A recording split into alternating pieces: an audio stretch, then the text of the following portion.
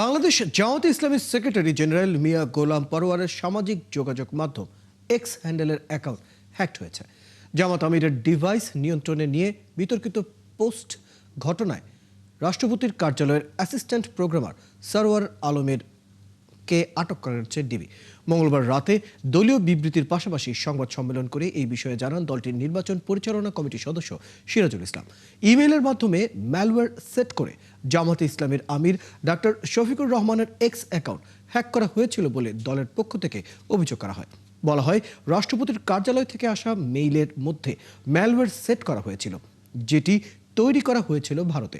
জামাতের আমিরের মতোই সেক্রেটারি জেনারেলের এক্স অ্যাকাউন্ট হ্যাক করে হ্যাকাররা নিজেদের মতো করে আপত্তিকর পোস্ট করেছিল।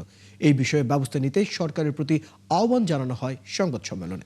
এদিকে রাতে জড়িতদের ধরতে অভিযান চালানো হয় রাজারবাগের একটি ফ্ল্যাটে। সেখান থেকে অ্যাসিস্ট্যান্ট প্রোগ্রামার সরওয়ারের আলমকে আটক করে ডিবি। সম্মানিত সেক্রেটারি জেনারেল মিয়া গোলাম পরোয়ার সাহেবের যে টুইটার অ্যাকাউন্ট, সেটার মধ্যে তারা একটি অনাকাঙ্ক্ষিত পোস্ট করেছে। আমিরে জামাতের ওখান থেকে অ্যাকাউন্ট থেকে যেই পোস্টটা করেছিল সেটারই একটা নিজের মতো করে ব্যাখ্যা করে, আমরা এক দুই তিন দিন ধরে যেভাবে বলে আসছি যে সে কথাগুলো আমাদের ছিল না, কিন্তু সেটা একটা নিজের মতো করে ব্যাখ্যা দাঁড় করে তারা এখানে পোস্ট করেছে।